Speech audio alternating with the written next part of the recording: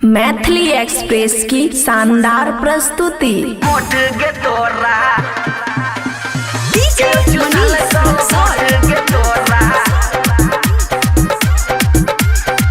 दिल को पैसा की ओहीना खुशी रिकॉर्डिंग स्टूडियो बलुआहा। दिल को पैसा की ओहीना के यो दल को झुमका बाले के यो दल को कांगाना के यो दल को झुमका बाले के यो दल को कांगाना के यो चुसल को होठ गे तोरा दिल को पैसा की ओहीना कहना के यो चुसल को होठ गे छोड़िया दिल को पैसा की ओहीना के यो दल को झुमका बाले के यो दल को कांगाना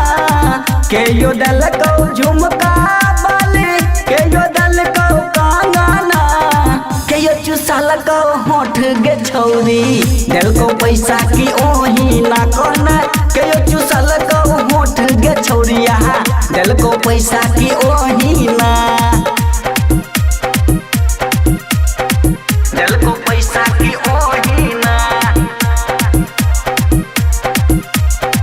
दिल को पैसा की ओहीना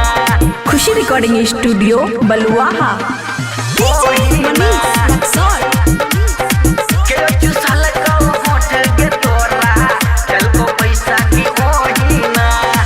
दिन पर दिन तहु सुखल जाए छे ओने से मुहवा के झापै छे सब दिन तहु सुने गे छौरी अपन जवानी चुसाबै छे काल हो दूगो छौरा देखलियौ जाइत रहो आंगना काल हो दूगो छौरा देखलियौ जाइत रहो आंगना के यो चुसल को होठ के लाली दिल को पैसा की ओहीना कहना के यो चुसल को होठ के लाली दिल को पैसा की ओहीना के चुसल को होठ के तोरा दिल को पैसा की ओहीना खुशी रिकॉर्डिंग स्टूडियो बलुआहा। दिल को पैसा की ओहीना आबो त अपन चल के सुधार इज्जत न कोनो बचतोगे दिहल निशानी छौरा के तोरा छुपाल न छोरिया छुपतोगे जानै छियौ संतोष साजन रहो तो हर साजना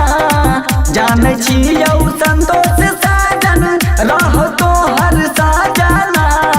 के यो चुसल को होठ के लाली दिल को पैसा की ओहीना कहना के चुसल को होठ के लाली दिल को पैसा की ओहीना ते तोहर खरियान भर गेलोगे।